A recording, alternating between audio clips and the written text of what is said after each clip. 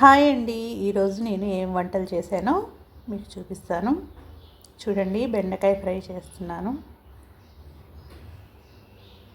ఇందులో పల్లీలు ఎక్కువ, బెండకాయ ముక్కలు తక్కువ ఉన్నాయండి.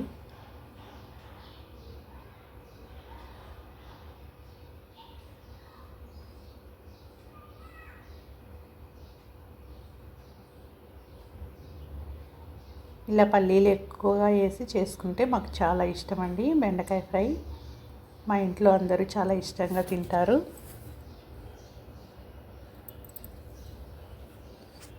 పెసరపప్పు, బచ్చల కూర వేసి పెసరపప్పు చేద్దాం అనుకుంటున్నానండి. దీనికోసం బచ్చల కూరని నీట్గా కడిగేసుకొని ఇలా కట్ చేసుకుంటున్నాను.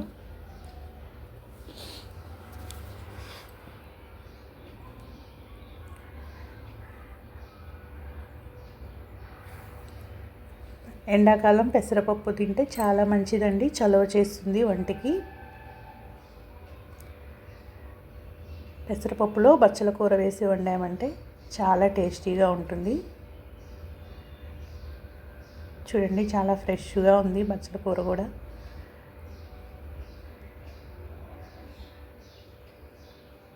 బెండకాయ ఫ్రైలో కారం కూడా వేసేసాను.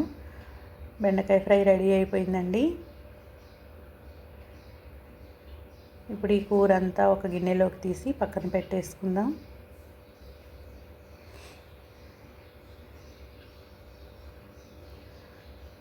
చూడండి, ఇలా నీట్గా కట్ చేసి పెట్టేశాను. చూడండి, బెండకాయ కూరనంతా ఒక బౌల్లో పెట్టేశాను. ఇప్పుడు స్టవ్ వెలిగించి దీన్ని బాణీ పెట్టేసి అందులో పెసరపప్పు పోసేసి చక్కగా మంచి వాసన వచ్చే వరకు వేయించుకుందామండి. ఇందులో కనిపించే పప్పు అంతా వండనండి, మామూలుగా వేయించి పెట్టేసుకుంటున్నాను. మనం ఎప్పుడన్నా వండుకోవాలంటే వేయించి పక్కన పెట్టేసుకున్నామంటే వెంటనే వండేసుకోవచ్చు. చూడండి, పెసరపప్పుని చక్కగా దోరగా వేయించుకొని పప్పు చేసుకున్నామంటే చాలా టేస్టీగా ఉంటుంది.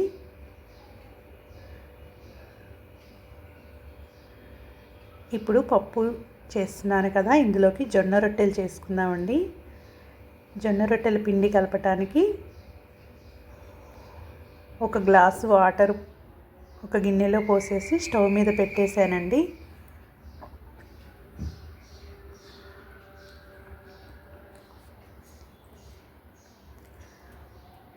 ఇవి చక్కగా కలుపుతూ ఉండాలి. మనం కలపకుండా ఉన్నామంటే అడుగునున్నాయి అలాగే ఎక్కువ హీట్ ఎక్కేసి మాడిపోతాయండి. ఇలా కలుపుతూ ఉంటే అన్నీ సమంగా వేగిపోతాయి.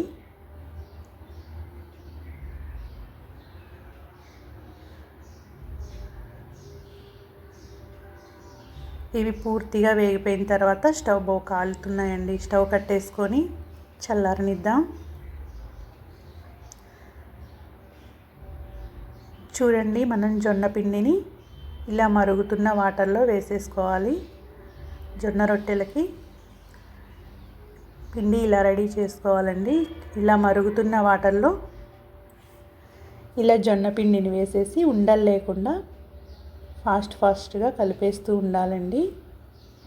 మనకి ఇంకొంచెం పిండి పడుతుంది. చూడండి, ఇలా జొన్న పిండిని అంతా వేసేసి ఉండలు లేకుండా చక్కగా కలిపేసుకొని మనకి పిండి సరిపోయింది అనుకున్నప్పుడు స్టవ్ కట్టేసుకొని చల్లారనివ్వాలండి.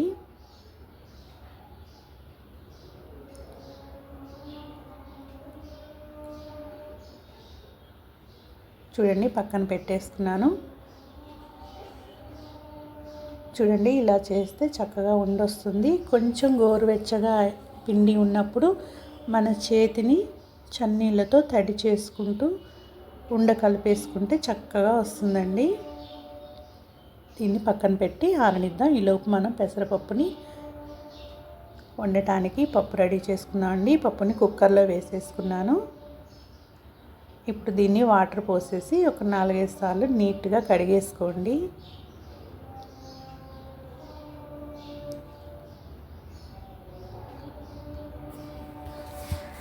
ఇలా కడిగేసుకొని వంపేసుకున్న తర్వాత ఈ పెసరపప్పులో తగినంత వాటర్ పోసేసుకొని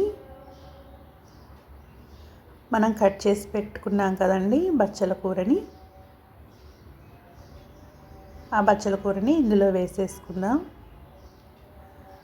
ముందుగా తగినన్ని వాటర్ పోసేసుకొని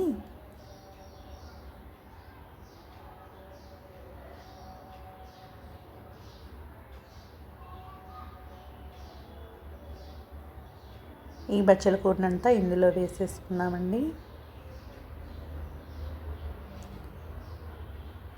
పచ్చిమిర్చి ముక్కల్ని కూడా వేసేసుకుందాం. పచ్చిమిర్చిని చిన్న చిన్న ముక్కలుగా కట్ చేసి ఇందులో వేసేసుకుందాం.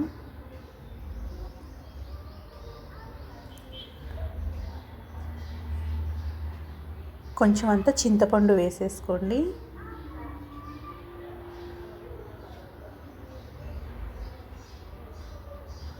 జొన్న రొట్టెల్లో చక్కగా బచ్చల కూరతో పెసరపప్పు వండుకొని తిన్నామంటే చాలా బాగుంటాయండి.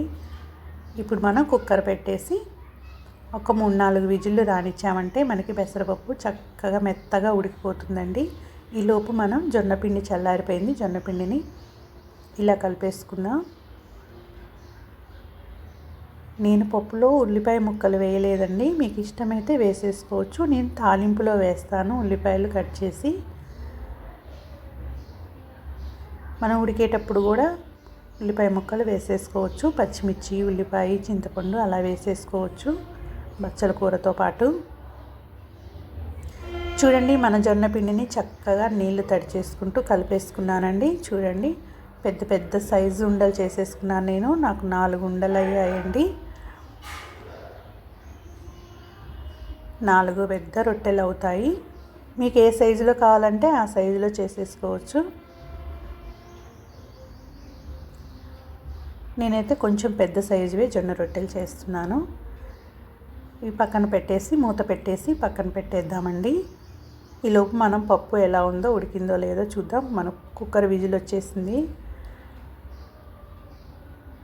ఇప్పుడే విజిల్ వస్తున్నాయండి. తాలింపుకి అన్నీ రెడీ చేసి పెట్టేసుకున్నానండి. నేను పచ్చిమిర్చిని చీలికలుగా కట్ చేసి పెట్టేసుకున్నాను. వెల్లుల్లి ఒక 5-6 రెబ్బల్ని కచ్చాపచ్చాగా దంచి పెట్టేసుకున్నాను. పోపు దినుసులన్నీ రెడీగా పెట్టేసుకున్నాను. ఉల్లిపాయ ఒకటి కట్ చేసి పెట్టేసుకున్నాను, కరివేపాకు. ఇవన్నీ పప్పు తాలింపుకండి, అన్నీ రెడీగా పెట్టేసుకున్నాను. ఇప్పుడు మనం కుక్కర్ తీసేసి పప్పు ఎలా ఉడికిపోయిందో చూద్దాం.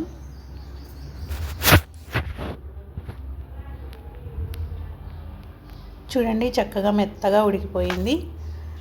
ఇప్పుడు దీన్ని మనం పప్పు గుత్తితో మెత్తగా వెనుపుకుందామండి. చూడండి, బచ్చల కూర వేసేసుకుందాం కదా. ఇప్పుడు దీన్ని పప్పు గుత్తితో చక్కగా వెనిపేసుకుందాం.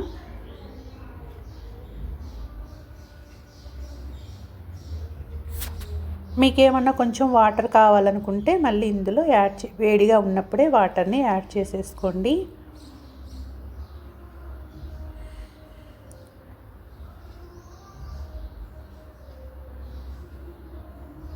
దీన్నంతా మెత్తగా ఇలా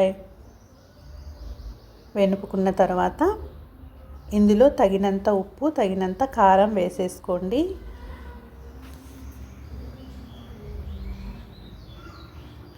చూడండి, తగినంత ఉప్పు. నేను పచ్చిమిర్చిని సన్నగా ముక్కలుగా కట్ చేసి ఉడికేటప్పుడు వేసుకున్నాను కదా, మళ్ళీ తాలింపులో వేస్తున్నాను కాబట్టి కారం కొంచెమే వేస్తున్నాను. చూడండి, ఇలా మెత్తగా ఉప్పు కారం వేసి కలిపేసుకున్నాం కదా. కలిసేలాగా మొత్తం కలిపేసుకొని ఇప్పుడు దీన్ని మనం పోపు పెట్టేసుకుందామండి. పోపు పెట్టేసుకుందామంటే మనకి పప్పు పెసరపప్పు రెడీ అయిపోయినట్టేనండి. చూడండి, ఒక బాణీ పెట్టేసి తగినంత ఆయిల్ వేసేసుకోండి. పోపు దినుసులు వేసేసాను.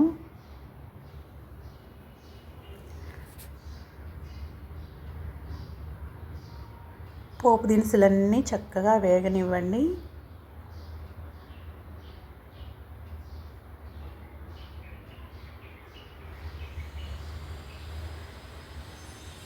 ఇప్పుడు ఇందులో మనం చీలికలుగా చేసుకున్న పచ్చిమిర్చిని వేసేసుకుందాం.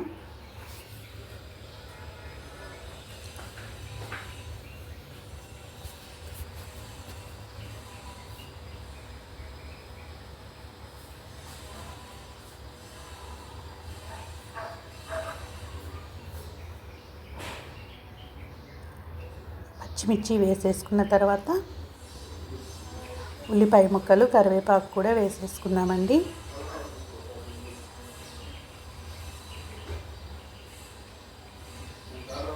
ఇవన్నీ చక్కగా వేగనివ్వండి.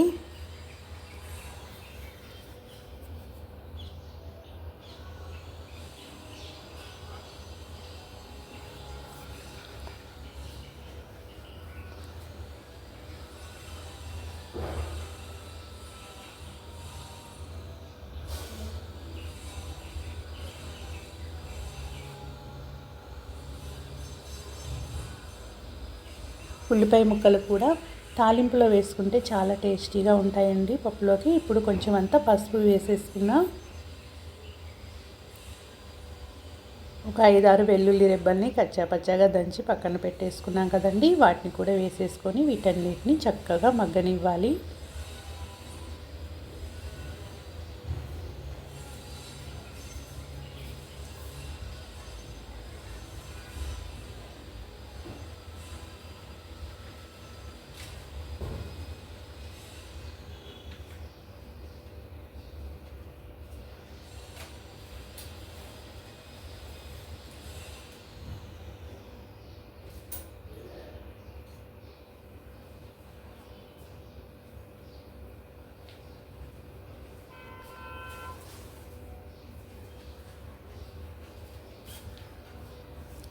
ఇప్పుడు ఇందులో కొంచెం అంతా ఇంగువ వేసేసుకుందామండి. మనకి ఇలా తాలింపులో ఉల్లిపాయ ముక్కలు వేసుకున్నామంటే పప్పు తినేటప్పుడు మంచిగా పంటికి తగులుతూ చాలా టేస్టీగా ఉంటాయండి. నాకైతే ఇలా ఇష్టం. మీకు ఎలా ఇష్టమైతే పప్పులో అయినా ఉడికేటప్పుడైనా కుక్కర్లో పెట్టేసుకోవచ్చు. చూడండి, ఇప్పుడు ఇందులో ఇంగువ వేసేసుకున్నాం కదా. ఇప్పుడు మనం రెడీగా పెట్టేసుకున్న పెసరపప్పుని వేసేసుకుందాం.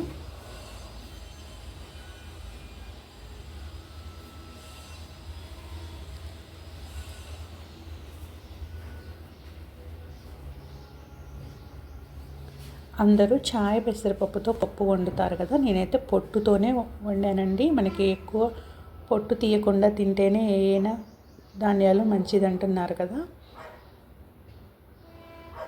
ఇప్పుడు మీ ఇడ్లీలు, దోశలకు కూడా మినపగుండ్లు కాకుండా పొట్టు ఉన్న పప్పునే వాడుతున్నారు. ఆ పొట్టును కూడా ఎక్కువగా మొత్తం కడిగేయకుండా నీట్గా కొంచెం పొట్టు ఉంచేసి ఇడ్లీలు కానీ దోశలు కానీ చేసేస్తున్నారు కదా. అలాగే నేను కూడా పెసరపప్పును కూడా పొట్టు ఉన్న పప్పును తీసుకున్నానండి, సాయపప్పును కాకుండా. అందుకే మనకు కొంచెం గ్రీన్ కలర్లో ఉంది, ఎల్లో షేడ్ రాకుండా కొంచెం గ్రీన్గా ఉందండి. చూడండి, ఎంతో టేస్టీగా ఉండే బచ్చల కూరతో పెసరపప్పు కర్రీ రెడీ అయిపోయిందండి. చాలా టేస్టీగా ఉంటుంది. దీన్ని తాలింపంతా పప్పుకు పట్టేంత వరకు 1-2 నిమిషాలు అలా ఉంచండి. తాలింపులో పప్పు వేసిన తర్వాత ఎక్కువసేపు అవసరం లేదు. 1 నిమిషం మూత పెట్టి అలా ఉంచేసామంటే తాలింపు అంతా చక్కగా పప్పుకు పడుతుంది. ఇప్పుడు మనం జొన్న రొట్టెలు చేసేసుకుందామండి. ముందుగా స్టవ్ వెలిగించి ప్యాన్ పెట్టేశాను.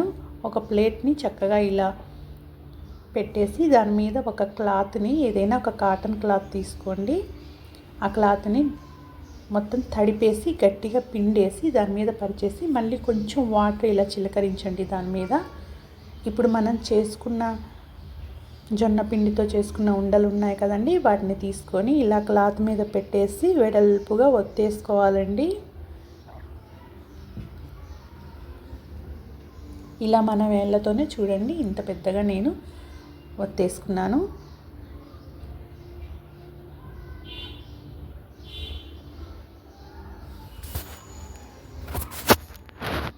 ఇలా ఒత్తేసుకున్న తర్వాత ఇప్పుడు మనకి స్టవ్ మీద ప్యాన్ వేడైపోయిందండి. ఇప్పుడు దీన్ని క్లాత్తో సహా తీసేసి పెనం మీద వేసేసుకోవాలండి. చూడండి, ఇలా వేసేసుకొని క్లాత్ ఇలా లాగేసుకున్నామంటే మనకి చక్కగా వచ్చేస్తాయి. అలా వేసేసి వెంటనే కదపొద్దండి మనం జొన్న రొట్టెని, అది కొంచెం వేగటానికి టైం పడుతుంది. ఇప్పుడు మళ్ళీ మిగతావి కూడా ఇలాగే మళ్ళీ ఆ క్లాత్ని ఆ ప్లేట్ మీద వేసేసి కొంచెం అంతా వాటర్ చిలకరించి ఉండని తీసుకొని మనం ఒత్తేటప్పుడు కూడా చేతిని ఎప్పుడు తడి చేసుకుంటూ ఉండాలండి. చేతి వేళ్ళని తడి చేసుకుంటూ జొన్న రొట్టెని ఒత్తుకోవాలి. మనకి ఉండలు కొంచెం ఆరిపోయినట్టు అనిపిస్తే చూడండి, ఇలా మొత్తం ఉండని క్లాత్ మీద వేసేసి చక్కగా కలిపేసుకొని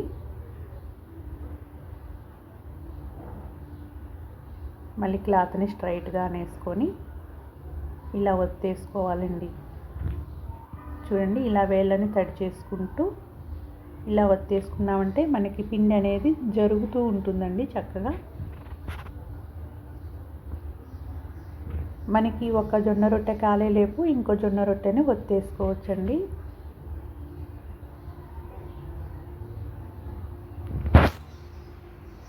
చూడండి, అన్నిటినీ అలా కాల్చేసుకొని పక్కన పెట్టేసుకోండి.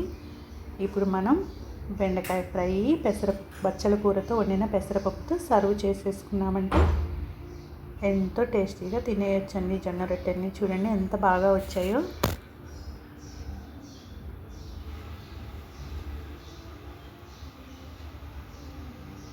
రైస్ కూడా వండాను.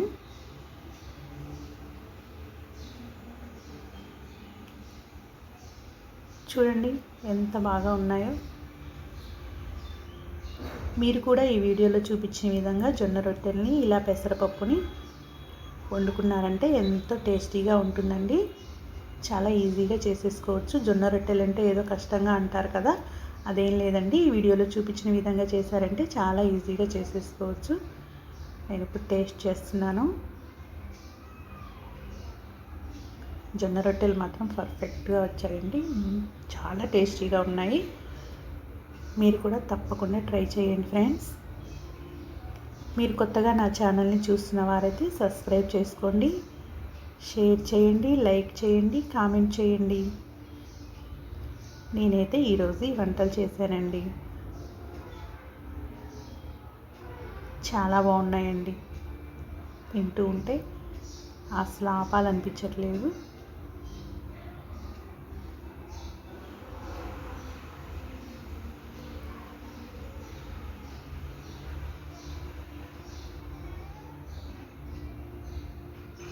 ఇలా బెండకాయ ఫ్రైలో కొంచెం తీసేసుకొని మళ్ళీ దాన్ని కొంచెం పప్పుతో తీసేసుకొని తిన్నామంటే ఎంతో బాగుంటాయండి.